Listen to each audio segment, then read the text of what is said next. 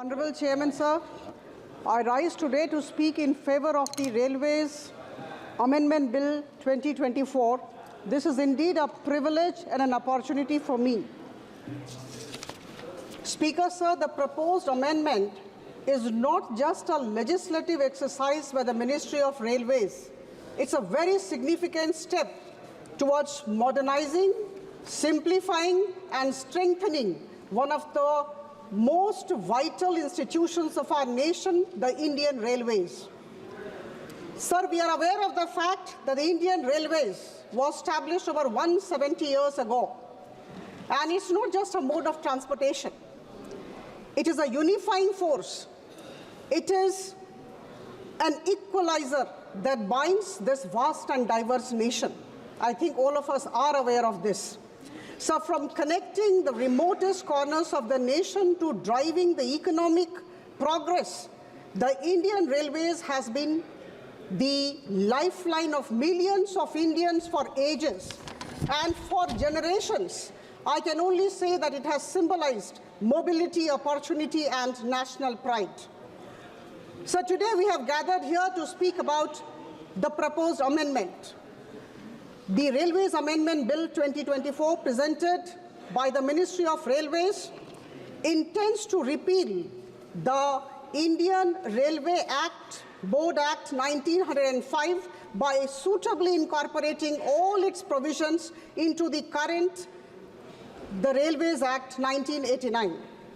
Speaker, sir, we need to appreciate the remarkable endeavor of the Ministry of Railways for having not only conceptualized the entire idea of bringing in the provisions of the Railway Board Act 1905 into the current Railways Act 1989, but also translating this entire idea, this forward-looking step into reality. So I must tell you that this particular amendment must have been brought by the government which existed a couple of decades back. I must take you to the report of the Joint Parliamentary Committee which was constituted for examining the Bill of 1986, which was presented to the Lok Sabha and thereafter laid in the Rajya Sabha on 21st February 1989. Sir, while examining the Railway Bill 1986, which later became the Railways Act 1989, the then JPC, which had been constituted for the purpose, had recommended the repeal of the Railway Board Act 1905 and the incorporation of all the provisions of the Railway Board Act 1905 into the 1986 bill. Sir, I was going through that report and I quote from that particular report. You have to give me some time.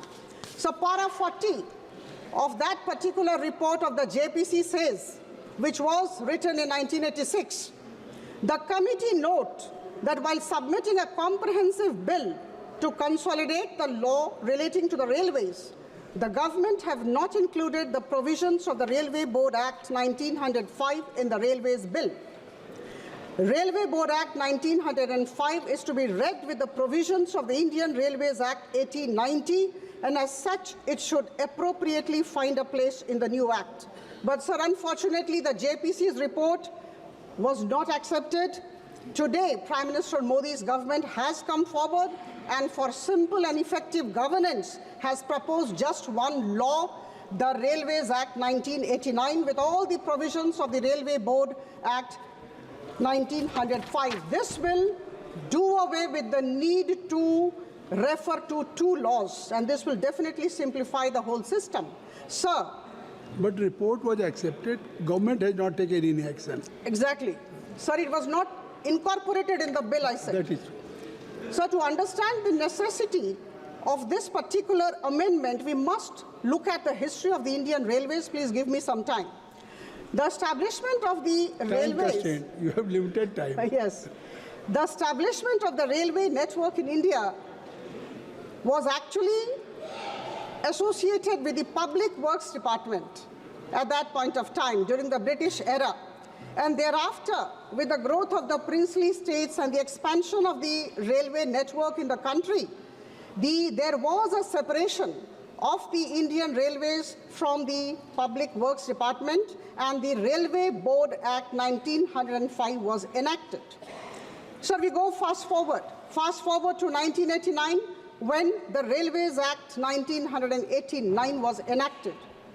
This particular Railways Act 1989 replaced the earlier Act of 1890 and provided a very modern and comprehensive framework for railway governance. But sir, unfortunately, again, this particular act which came, the new law which came, did not incorporate the provisions of the Railway Board Act 1905. At the cost of being repetitive, I am saying this. So, sir, we continued with two sets of laws. Kindly conclude. Sir, I'll take some time. Today, I have Minister to come has to already taken initiative. some other portions also. Okay. Sir, we continued with two sets of laws all through. The Railway Act 1989 and the Railways Board Act 1905, creating complexity, and hence this particular bill is required. So the functioning and independence of Railway Board will be enhanced with this bill. Sir, at the same time, this is highly pertinent to mention here that there will be no financial implication when we implement this particular amendment, the Railways Act 1989, with the incorporation of the provisions of the Railway Board Act 1905.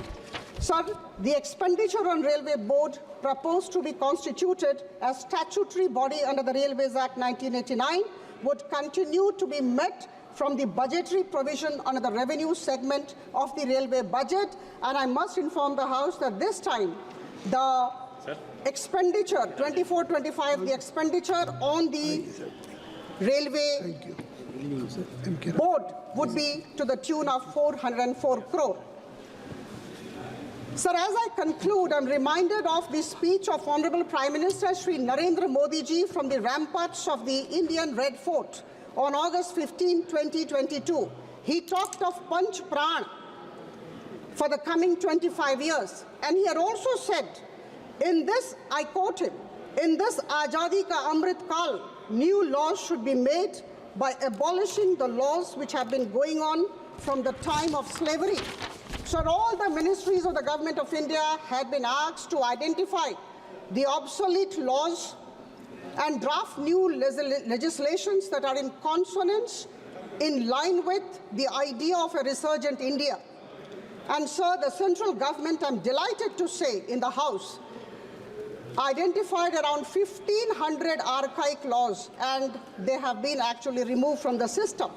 Sir, the Railways Amendment Bill 2024 is a significant step towards making Indian Railways more agile, more efficient, more modern, and more capable towards serving the needs of the people of this nation.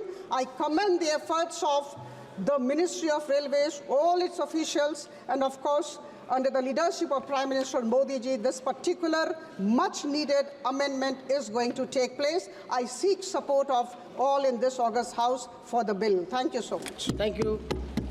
Sir M.K. Raghavan, Honourable Member.